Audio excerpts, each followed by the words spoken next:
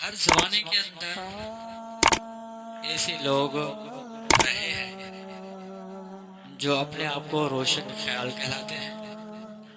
اور ہر وقت احکام الہی کے متعلق لوگوں کے دلوں میں شکوک و شبہات پیدا کرنے کی کوشش کرتے ہیں اور اپنے آپ کو روشن خیال کہلاتے ہیں تاکہ لوگ کسی نہ کسی حد تک بات کو قبول کریں اور سنیں۔ امام اعظم ابو حنیفہ رحمۃ اللہ علیہ کے زمانے کے اندر کچھ عورتیں تھیں، مل کر امام صاحب کے پاس آتی ہیں، آ کر کہتی ہیں کہ امام صاحب، اسلام نے عورتوں کو مکمل حقوق ادا نہیں کیے۔ اس کی ایک مثال یہ ہے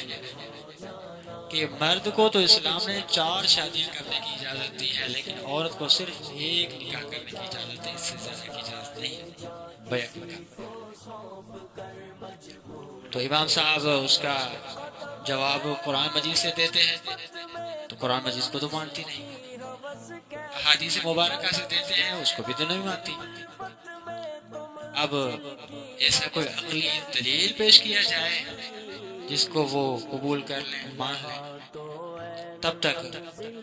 امام صاحب کی بیٹی آ جاتی ہے اور آ کر کہتی ہے کہ ابا جان، اگر اجازت ہو تو میں ان کے سوال کا جواب اچھی طرح دے سکتی ہوں، کیونکہ یہ بھی خواتین عورتیں ہیں اور میں بھی عورت ہوں، تو میں ان کی زبان اچھی طرح سمجھتی بھی ہوں، تو ان کو جواب بھی صحیح طریقے سے دے سکتی ہوں۔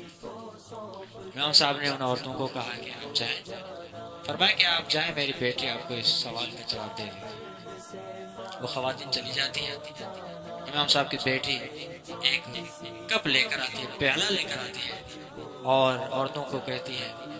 ایک کو کہتی ہے کہ آپ اپنے دودھ کے چند قطرے اس پیالے کے اندر ڈال کے، پھر دوسری کو، تیسری کو، جتنی بھی خواتین آئی تھی ان سب کو یہی حکم فرماتی ہے کہ اس پیالے کے اندر اپنے دودھ کے چند قطرے ڈال کر، جب ایک ہی پیالے کے اندر ان تمام سوال کرنے والی خواتین کا دودھ جمع ہو جاتا ہے، تو امام صاحب کی بیٹی فرماتی ہے کہ اب ہر ایک خاتون اپنے اپنے دودھ کے قطرے سے نکالے۔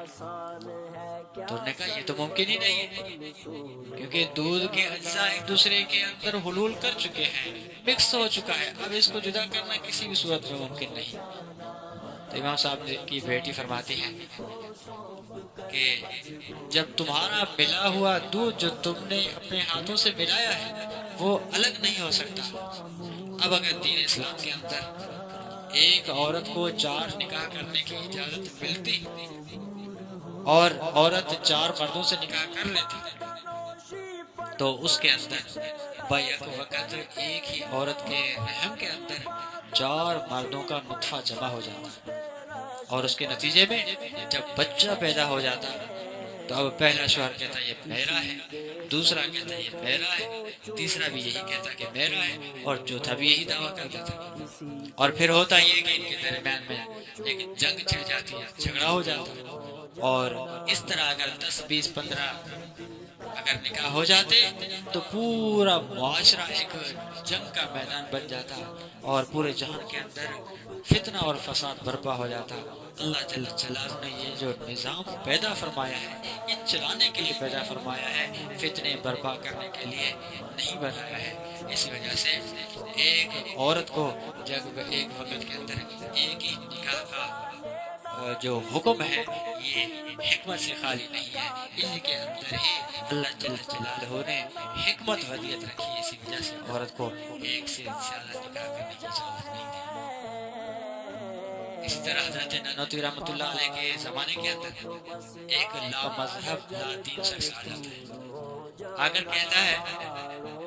کہ میں آپ سے ایک سوال کرنے والا ہوں، سوال یہ ہے کہ آپ کہتے ہیں اللہ ہے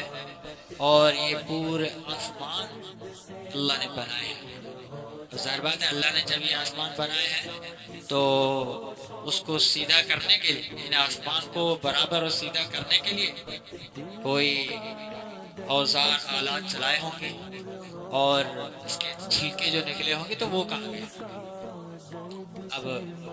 نانوتوی رحمۃ اللہ علیہ قرآن سے حدیث سے جواب دیتے ہیں تو وہ تو اس کو قبول ہی نہیں ہے، ان دلائل کو تو وہ ماننے کے لیے تیار ہی نہیں ہے۔ اب کیسے جواب دیں؟ ایک کسان بیٹھا ہوا تھا، اس نے کہا کہ حضرت آپ اگر مجھے اجازت دیں تو میں ان کے سوالات کا جواب دے دیتا ہوں۔ حضرت نے فرمایا ٹھیک ہے، آپ جواب دے دو۔ کسان کہتا ہے کہ آپ سوال دہراؤ گے، کیا آپ کا سوال ہے؟ تو وہ وہی سوال دہراتا ہے کہ اللہ جل جلالہ جب تم کہتے ہو کہ زمین اور آسمان پیدا کیے ہیں تو آسمان کو سیدھا کرنے کے لیے جو آلات چلائے ہوں گے، اس کے بعد اس کے جو چھلکے نکلے ہوں گے وہ کہاں گئے؟ تو کسان نے کہا کہ آپ کو زمین پر پہاڑ نظر آ رہے ہیں؟ کہا بولا یہ آپ کے باپ نے نہیں بنائے، یہ کسی انسان نے نہیں بنائے، یہ اسی آسمان کے چھلکے تو ہیں جو پہاڑوں کی صورت میں تمہارے سامنے موجود ہیں۔ جب یہ بات اس کے سامنے آئے گی تو بالکل خاموش ہو گئے۔ تو روشن خیال لوگ جو اپنے آپ کو بڑے عقل مند سمجھ رہے ہوتے ہیں، تو ان کے سوال کا جواب یہی ہے کہ ان کے سوال کو ہی الٹا کر کے ان کے منہ پر مار دو، پھر ان کو تسلی ہوگی۔ اگر سیدھا اور سنجیدہ جواب ہے تو اس کو قطعاً سمجھ میں آنے والا ہی نہیں۔